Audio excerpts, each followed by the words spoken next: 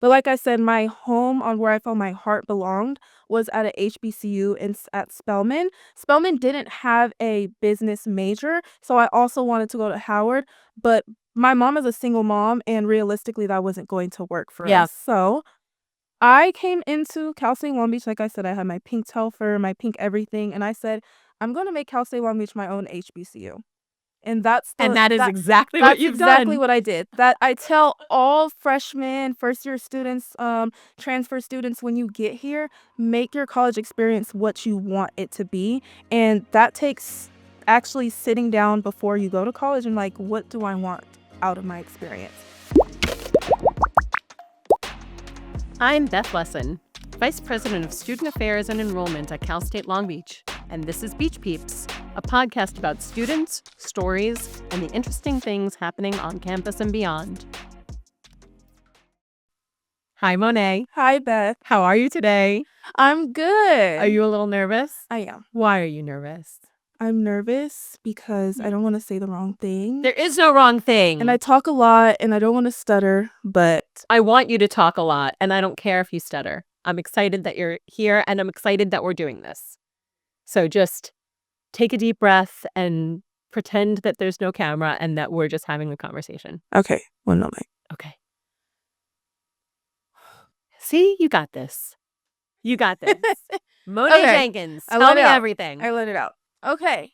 Hi, I'm Beth. surprised that you are not wearing pink today. That is your signature color. I know. That's okay. I do have my pink and green. You do? My pink and green bracelet. I knew it would be but somewhere. I wanted to wear my Hello Kitty Long Beach shirt, but it was a hoodie. I was like, I don't want to be the only one that like is wearing a hoodie. I know I'm wearing a sweatshirt, but honestly, Overthinking. I really like the embroidery on I this. do too.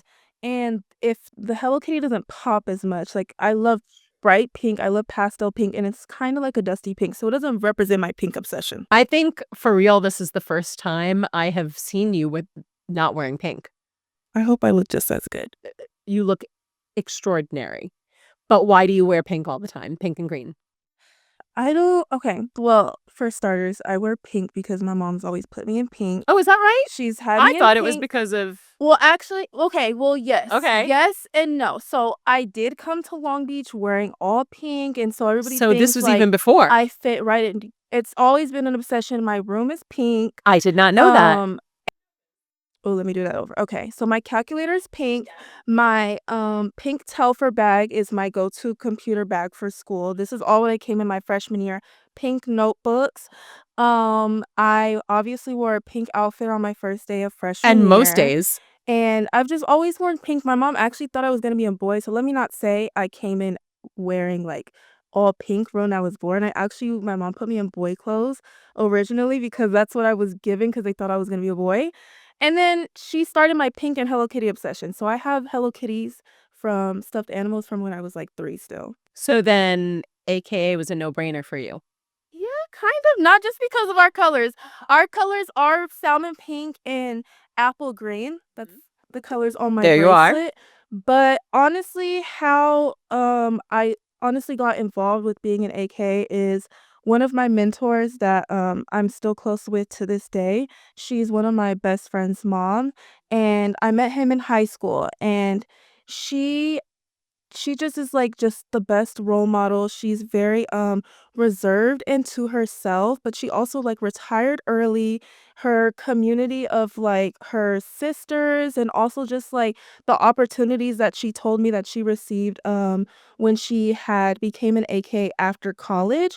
It Through the just sorority. all just was like in my head like this is going to be me one day. Yeah. And So before you ever got here, that was before on your I radar. got here in high school, Yeah. that's where I found out information about my sorority that I'm in today. Which So, is, say it full. Alpha Kappa Alpha Sorority Incorporated. Okay. Yes. That for short, we say AKA. Yes, for sure we say AKA, not also known as AKA. AKA. Yes. But yes, so when I got to Cal State Long Beach, I went to the yard show that they had. They had a yard show in 2022. Yep. And that was my first experience with Greek life as a whole, seeing all the different fraternities and sororities because I actually didn't know that there was others outside of AKA. And one of the current members that actually graduated from my chapter but was there when I was a freshman, she went to my high school. Oh, And so you met friends. I knew her face, but we had never spoke. She was a cheerleader, and that, like, intimidated. I was like, "Okay, she's a cheerleader, like, I don't know how to speak to her." But, um, she, was, like, the sweetest person. Eventually, I just reached out, and I was like, "Hey, like, let me hear your experience being an AK in college." And she just told me that, she loved all the different opportunities, networking, other sorority members amongst the other colleges that she met, and just outside of the yard show and seeing Greek life and strolling, just hearing about, like, the opportunities are endless wherever you go in And our you really love your organization. sorority. I do. You do. I really do. Like you are Yes. in it. I'm in it. Yes. Tomorrow's our Founders Day, Oh, happy January Founders Day. 15th. Thank you. And so this is gonna be my 3rd year celebrating, and they like to call me auntie because I've been in the organization for 3 years, but I'm not auntie. I'm not auntie status. But that's like a little term in Greek life. I'm not auntie status. Inside. But yes, I'm in it. Why do you love it so much? Okay, so the first thing that I always tell everybody is that I get to travel, and I get to travel for such a cheap price. And I get to, I've ne- when I before I came into college, I don't really consider Las Vegas as going out of state, even though it is in Nevada. That's the only place I had been to, and I went to Nevada when I was 5. So Where have you gone from? Where has AKA taken you? I've gone to Chicago, Mhm. I've gone to Dallas, I've gone to Oakland. This year we are going to, where we're going?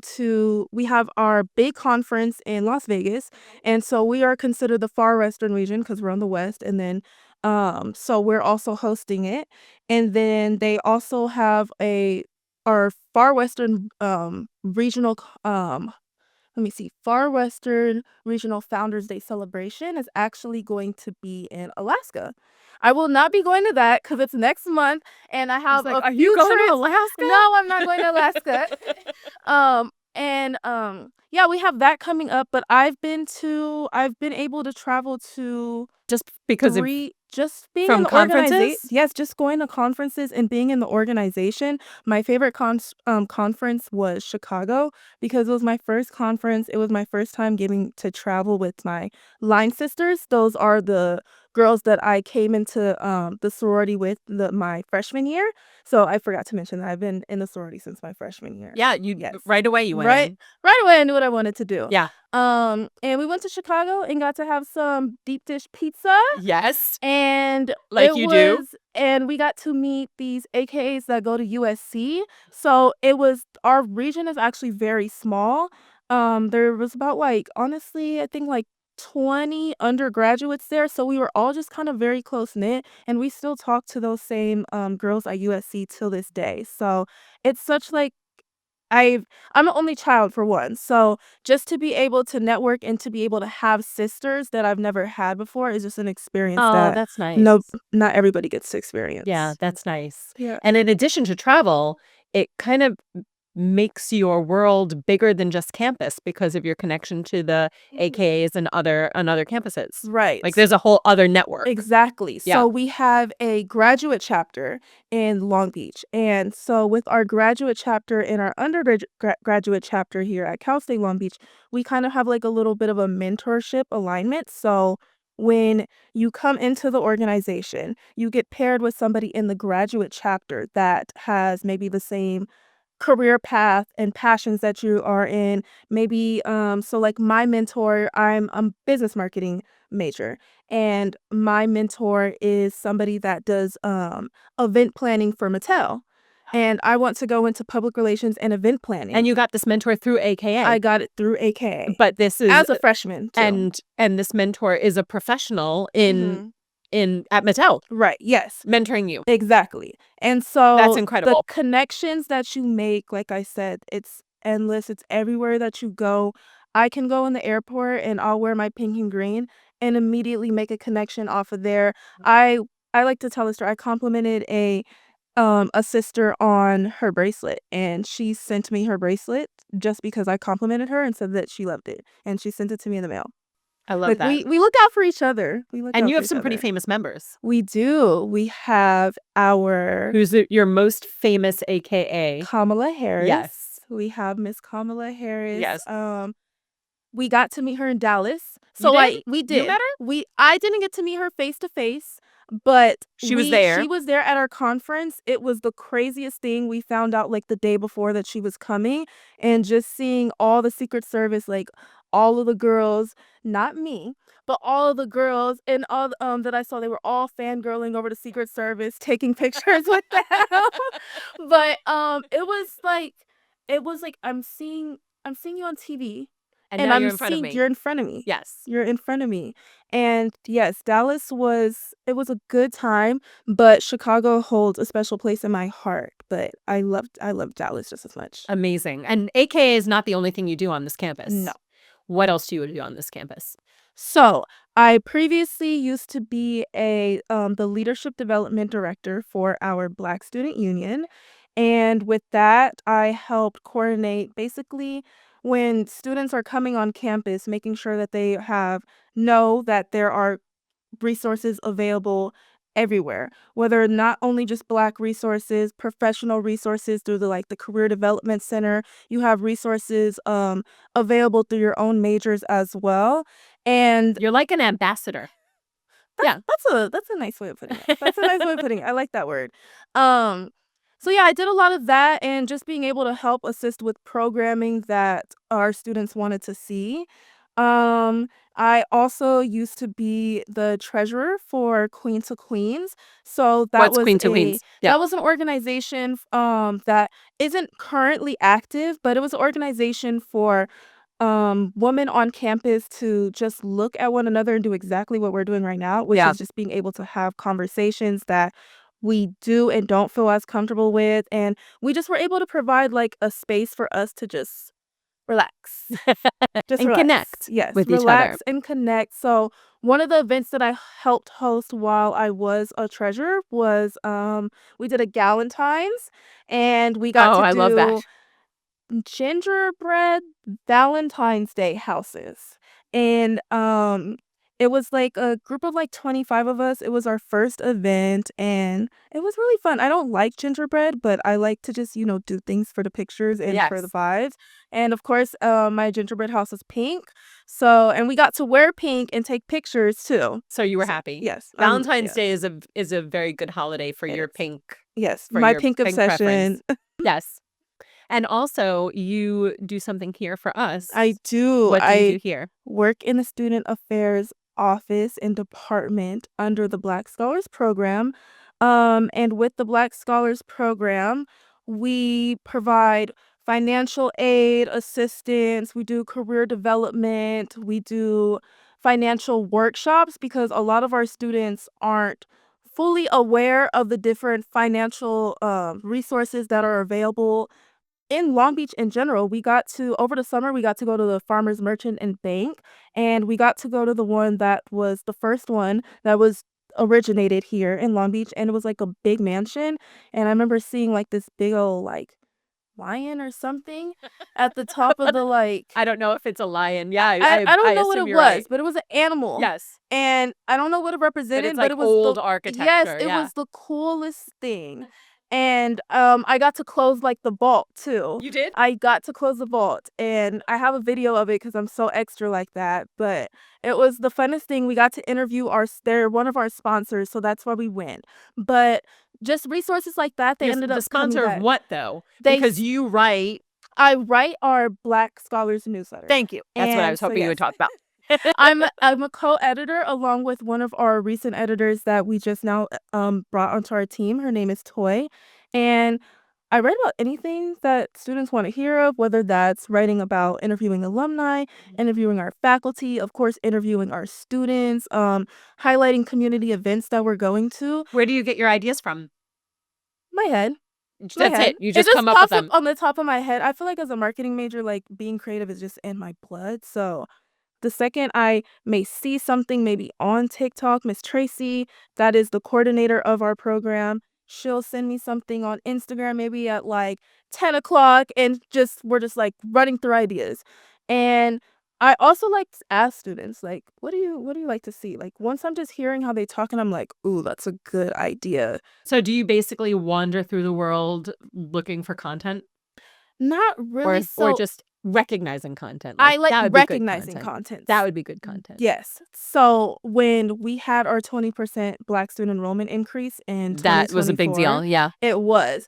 I was like, this needs to be showcased because why is nobody talking about that's this? right. And so we were like, this would be the perfect way to showcase this and get our community involved and aware is promoting this as our marketing campaign for the gala that we were having come up in 2025. So the student enrollment increase was we found out announced in 2024, summer 2024, and that's when the Black Excellent Experience happened and I got to be a mentor for that. And just hearing about the different student experiences for why these students were coming to Long Beach, it was like, okay, I need to get some alumni and we need to connect you guys. We need to be able to connect. We need to be able to promote. We need to be able to continue this going and be able to have good retention rates related to this. What has, you know, there are a lot of students who come here and are not as and actively involved as you are. You're very involved and you're very intentional about what you get involved with. W- What does that come from? What motivated you to really throw yourself into this campus and be so connected to so much?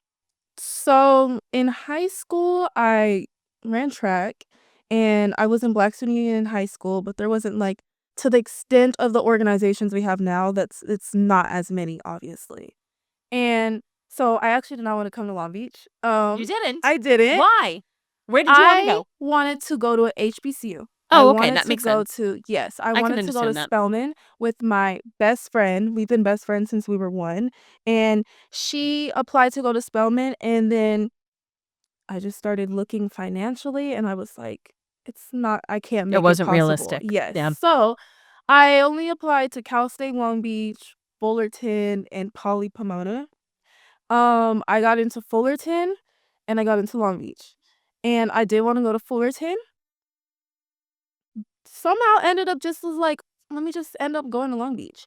And so, I went to Long Beach because I my aunt and my uncle, they both went to Long Beach together. They met at Cerritos College, and then went through their whole college experience together and are still married to this day, And they had a and they're great alumni, experience. and they told me about that. So Yeah. that's really what made me solidify my decision. But like I said, my home on where I felt my heart belonged was at a HBCU at Spelman. Spelman didn't have a business major, so I also wanted to go to Howard, but my mom is a single mom, and realistically, that wasn't going to work for Yeah. us. So I came into Cal State Long Beach, like I said, I had my pink Telfer, my pink everything, and I said, "I'm gonna make Cal State Long Beach my own HBCU." And And that is exactly what that's you've exactly done. what I did. That I tell all freshmen, first year students, transfer students when you get here, make your college experience what you want it to be. And that takes actually sitting down before you go to college and like, what do I want out of my experience? And so originally, even though I did say I wanted to make this my HBCU experience, I actually came to school like I knew that Long Beach was a commuter school. I none of my friends, we all separated, so I came in alone not knowing a single person. Mm. And so I would go to class. You must have been a little scared. I was. I Yeah. was sad too. I would go to class. I would go to, my car and take naps. I did not know that we had a Black resource center, and so I would go to my car and take naps for a month straight. And then eventually, there is a girl in my class, her name is Chloe Thomas. Shout out to Chloe Thomas. We know her as CJ, Love Chloe previous, Thomas. co-editor for the Black Scholars Yes, program. we loved Chloe. Yes, she was in, one of my classes. We're both business marketing majors, and she was one of the only Black girls in my class, and so when I saw her on the first day, I was like, "Let me just go and sit next to the only Black student that I know, or that looks like me," and here we are today, just still very close best friends. And it literally just took me getting out of my comfort zone and being like, let me just sit next to her. And sitting next to her, we were able to help each other with homework. Eventually, helping each other homework led to her bringing me to her dorm. She dormed in the Black Pants African Scholars Housing. Nice. I met one of her friends that lived in the dorms, and she is now my line sister today. She's in my organization. This is So how it works. it's a full Is that circle also how you moment. met Tyler? Oh my gosh, I did meet Tyler from the dorms. See? I met Tyler from Yeah. the dorms. So you met your line sister, you met your best friend, and you met my your boyfriend. boyfriend of almost 3 years. Almost 3 years. I think that was a good call on It your part. That really was. paid off. I'm like, when I think about it, I'm like, who else can say that they just sat next to somebody and that became like And one it of changed their yes. life. That actually happens, I think, a lot more often than people realize. And it just takes that. Those random connections can really change the trajectory of your whole life, right? Yes. It changed yours. Mhm. And she would always invite me to her dorm, being like, "Oh, just come to the dorms after class." And I'd be like, I was like a little shy. I was like, I don't want to like invade somebody's space. So it took me until almost 2 months of knowing her to feel comfortable doing that. But from then, like, I went to a Black student union, the first Black student union meeting that we had, and the room was full of like 100 Black students. I didn't even know we had 100 Black students at Cal State Long Beach at that point. It was the best experience to be just surrounded by other people that look like me and not being just like 2 people in a class. That must have And filled your heart with so it much joy. did. And they also brought us to the Black Resource Center. We took a tour there. And right during that, after the meeting, they said, anybody that wants to come study in the Black Resource Center, let's go. I was like, Resource Center, Black? Let me go.